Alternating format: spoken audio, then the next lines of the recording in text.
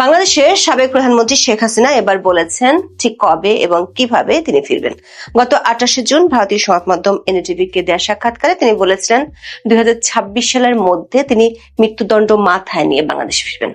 NDTV সহ এর আগে শেখ হাসিনার যতগুলো সাক্ষাৎকার ভারতীয় ও আন্তর্জাতিক গণমাধ্যমে প্রকাশিত হয়েছে সেগুলো ছিল ইমেল ইন্টারভিউ। এই প্রথম শেখ হাসিনা আন্তর্জাতিক সংবাদ মাধ্যম রয়টার্সকে টেলিফোন ইন্টারভিউ দিয়েছেন, যেখানে তিনি উল্লেখ করেছেন কখন ও কিভাবে বাংলাদেশে ফিরবেন। রয়টার্সে প্রকাশিত ওই সাক্ষাৎকার ভিত্তিক প্রতিবেদনে বলা হয়েছে, ডিসেম্বরে আত্মসমর্পণের জন্য দলীয় সহকর্মীদের নিয়ে ফেরার পরিকল্পনা করছেন শেখ হাসিনা, যার অর্থ হলো শেখ হাসিনা রয়টার্সকে জানিয়েছেন স্বেচ্ছায় ফিরে এসে তিনি ও তার দলের নেতারা আদালতে আত্মসমর্পণ করবেন। শেখ হাসিনার আশঙ্কা দেশে ফিরে তাকে গ্রেপ্তার করা হতে পারে কিংবা মেরে ফেলা হতে পারে, তা সত্ত্বেও তিনি দেশে ফিরে আসবেন সেটি চূড়ান্ত করে ফেলেছেন। তবে মৃত্যুদণ্ড সত্ত্বেও শেখ হাসিনার এই প্রত্যাবর্তনের পরিকল্পনা নিয়ে ঢাকার সঙ্গে বাংলাদেশের বর্তমান সরকারের সাথে এখনো পর্যন্ত কোনো যোগাযোগ হয়নি বলে জানিয়েছেন। তার ফেরার পর পরিস্থিতি কি হবে সেটার ভার বাংলাদেশের সরকার উপর নয়, বরং জনগণের উপরে তিনি ছেড়ে দিতে চান। প্রশ্ন হলো, কোন প্রক্রিয়ায় ডিসেম্বরে একযোগে দলের নেতাদের নিয়ে আদালতের মুখোমুখি হবেন বাংলাদেশের সাবেক এই প্রধানমন্ত্রী, আর শেখ হাসিনা ফিরলে তখন কি হতে পারে?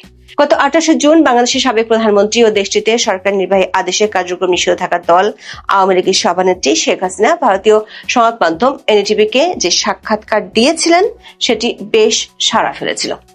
বিশ্বের কমপক্ষে 30টি দেশে 97টি সংবাদ মাধ্যমে এই সাক্ষাৎকার ছাপা হয়েছিল। এমনকি রয়টার্স ও এএফপির মতো আন্তর্জাতিক সংবাদ মাধ্যমও এনডিটিভির বরাত দিয়ে ওই সাক্ষাৎকারটি প্রকাশ করেছিল। দিল্লিতে থাকা বাংলাদেশের সাবেক প্রধানমন্ত্রীর ওই সাক্ষাৎকারটি এতটা সাড়া ফেলার বড় কারণ ছিল সেই সাক্ষাৎকারে তিনি প্রথমবারের মতো দেশে ফেরার সময়সীমা ঘোষণা করেছিলেন।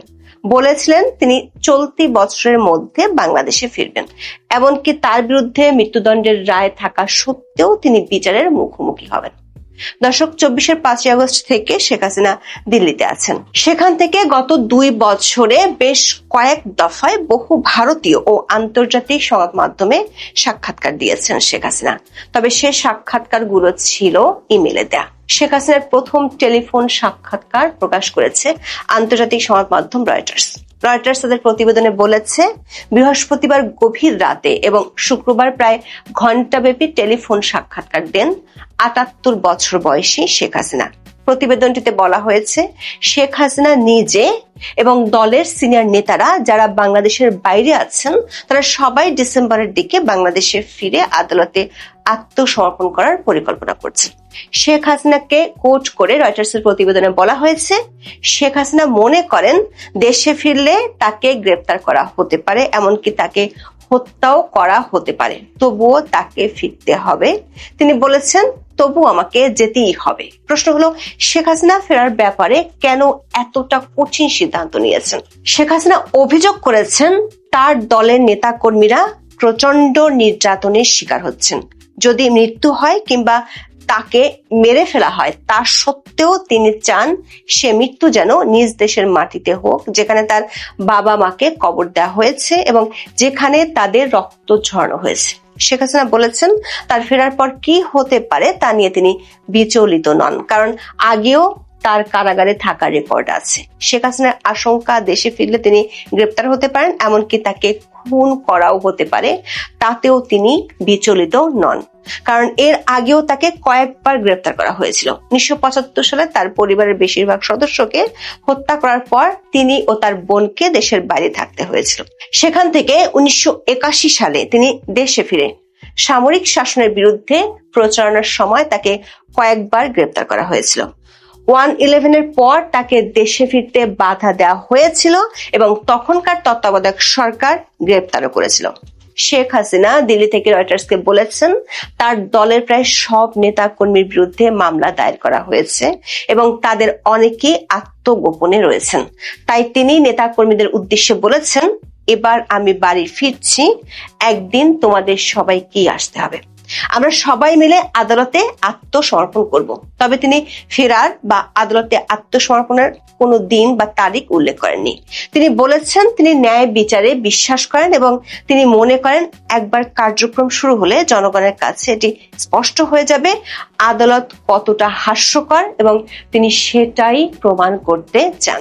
শেখ হাসিনা বলেছেন তার ফেরার এই পরিকল্পনা নিয়ে বাংলাদেশ সরকারের সঙ্গে তার কোনো যোগাযোগ হয়নি, কারণ তিনি মনে করেন গণতন্ত্র, ভোটাধিকার, আওয়ামী লীগের রাজনৈতিক অধিকার ও ন্যায় বিচার গোপন আলোচনার বিষয় নয়।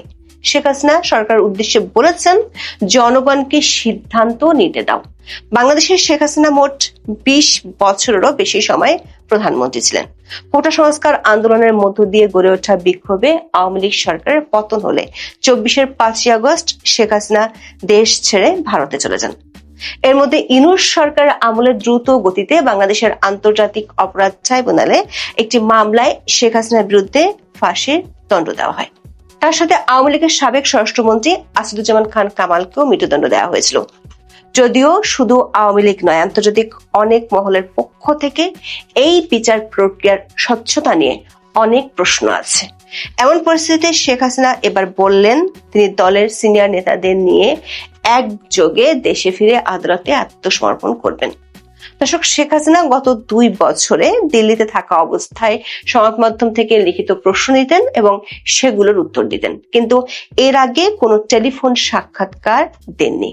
রয়টার্সকে দেওয়া প্রথম টেলিফোন সাক্ষাৎকারটিতে শেখ হাসিনা বলেছেন তিনি কখন ফিরবেন এবং কিভাবে ফিরবেন সে বিষয়ে কোনো বিদেশি সরকারের সঙ্গে তার আলোচনা হয়নি। রয়টার্স বলছে শেখ হাসিনা এই প্রথমবারের মতো তার ফেরার একটি টাইম টেবল জানিয়েছেন, যেখানে শুধু তিনিই নন, আওয়ামী লীগের অন্য লিডাররাও ফিরবেন। তাদের মতে মৃত্যুদণ্ডপ্রাপ্ত সাবেক স্বরাষ্ট্রমন্ত্রী আসাদুজ্জামান খান কামালও আছেন। তবে রয়টার্স আওয়ামী লীগের অন্য নেতাদের সাথে যোগাযোগ করতে পারেনি এবং তাদের মতামত জানতে পারেনি। শেখ হাসিনা বলেছেন বাংলাদেশ সরকার তাকে ফিরে নিতে চায় বলে দাবি করছে এবং তাকে ফেরত পাঠানোর জন্য ভারতকে চিঠি দিচ্ছে। এখন তিনি উল্টো নিজেই বলছেন আই উইল গো মাইসেলফ, মানে তিনি নিজেই ফিরবেন। শেখ হাসিনার বক্তব্যের বিষয়ে রয়টার্স বাংলাদেশ সরকারের মুখপাত্রের মন্তব্য জানতে চেয়েও পায়নি। অন্যদিকে ভারতের পররাষ্ট্র মন্ত্রণালয় এ বিষয়ে কোনো মন্তব্য করেনি। দর্শক, এতদিন বাংলাদেশ সরকার পক্ষ থেকে বারবার বলা হচ্ছে তারা ভারতের কাছে শেখ হাসিনাকে ফেরত চেয়েছে। এখন শেখ হাসিনা নিজেই বলছেন তিনি ডিসেম্বরে ফিরবেন। এমন অবস্থায় প্রশ্ন উঠেছে বাংলাদেশের বিদ্যমান রাজনৈতিক পরিস্থিতিতে দেশটির সরকার শেখ হাসিনার এই ফেরার জন্য প্রস্তুত কিনা। রয়টার্সের প্রতিবেদনে বলা হয়েছে শেখ হাসিনার এই ফেরা গত 2 বছর ধরে বাংলাদেশে যে রাজনৈতিক বিভাজন চলছে সেটিকে আরো তীব্র করতে পারে। রয়টার্স তাদের প্রতিবেদনে বঙ্গবন্ধু, আওয়ামী লীগ ও শেখ হাসিনার রাজনৈতিক সাফল্যের কথা তুলে ধরে বলেছে 1975 সালের 15ই আগস্ট তার বাবা এবং তার পরিবারের বেশিরভাগ সদস্যকে হত্যা করা হয়। এরপর শেখ হাসিনা গত অর্ধ শতাব্দী ধরে বাংলাদেশে একজন প্রভাবশালী ব্যক্তিত্ব ছিলেন। এক সময় তিনি গণতন্ত্রের জন্য লড়াই করেছিলেন, 17 কোটি মানুষের দেশের অর্থনীতি ঘুরিয়ে দেওয়ার কৃতিত্বও পেয়েছিলেন, কিন্তু সবশেষ তার বিরুদ্ধে ক্ষমতায় থাকাকালে ভিন্নমতকে দমন এবং গণতান্ত্রিক চেক অ্যান্ড ব্যালেন্স ভেঙে দেওয়ার অভিযোগ আছে। রয়টার্স বলছে শেখ হাসিনা এই অভিযোগগুলো অস্বীকার করেছেন। তিনি মনে করেন যখন একটি সরকার দীর্ঘ সময় ধরে কাজ করে তখন ভুল ঘটতে পারে। কোনো সরকার ত্রুটির ঊর্ধ্বে নয়, কিন্তু সরকারের ভালো মন্দ ঠিক ও ভুল বিচার করার অধিকার জনগণের। তিনি এই রায় জনগণের উপর ছেড়ে দিয়েছেন। শেখ হাসিনার সাক্ষাৎকারে আওয়ামী লীগের কার্যক্রমের উপর নিষেধাজ্ঞার বিষয়টি নিয়ে প্রশ্ন তুলে বলেছেন তারা হয়তো আমাকে দোষী সাব্যস্ত করেছে এবং আমি নির্বাচনে প্রতিদ্বন্দ্বিতা করতে পারবো না, কিন্তু তারা কেন আওয়ামী লীগকে স্থগিত করবে? আমরা যদি খারাপ কাজ করে থাকি তবে জনগণকে সিদ্ধান্ত নিতে দিন। শেখ হাসিনা বলেন আওয়ামী লীগ পুনর্গঠনের প্রচেষ্টার অংশ হিসেবে তিনি বাংলাদেশের 300টি সংসদীয় আসনের মধ্যে 125টি নিয়ে অনলাইনে সভা করেছেন। এর আগে এনডিটিভিতে শেখ হাসিনার সাক্ষাৎকারটি প্রকাশিত হওয়ার পর বাংলাদেশের রাজনৈতিক অঙ্গনে বেশ আলোচনা শুরু হয়েছিল।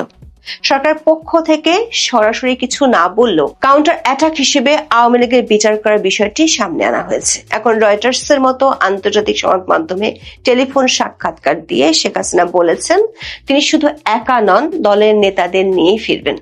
আওয়ামী লীগের একাধিক সূত্র বলছে শেখ হাসিনার ফেরার আগে আওয়ামী লীগ বড় রকমের শোডাউন করতে চায়। সে লক্ষ্যে ঢাকা সহ অন্য মহানগর কমিটিগুলো গঠনের কাজ শুরু হয়েছে। প্রশ্ন হলো, রয়টার্সের এই সাক্ষাৎকারের পর সরকারের প্রতিক্রিয়া কি হবে? আরেকটি প্রশ্ন হলো, শেখ হাসিনা ফিরলে কি হবে? আইনজীবীরা মনে করেন শেখ হাসিনা দেশে ফিরলে আদালতে আত্মসমর্পণ করার পর আদালতে আপিল করবেন। সেক্ষেত্রে প্রথমে তার পক্ষের আইনজীবীরা মৃত্যুদণ্ড দেওয়ার রায়ের স্টে অর্ডার চাইবেন। যদিও শেখ হাসিনা আইনের দৃষ্টিতে একজন পলাতক এবং তার আবেদনের সময়সীমা পেরিয়ে গেছে, কিন্তু মৃত্যুদণ্ড বিধানের ক্ষেত্রে আসামি ফেরার পর আপিল করলে আদালত সাধারণত তা মঞ্জুর করেন। আইনজীবীদের একটি পক্ষ মনে করেন বাংলাদেশের যুদ্ধাপরাধের দায় নিয়ে মৃত্যুদণ্ড থেকে ফিরে সংসদ সদস্য হওয়ার নজির যেখানে আছে সেখানে রাজনৈতিক পট পরিবর্তনে অনেক কিছুই সম্ভব।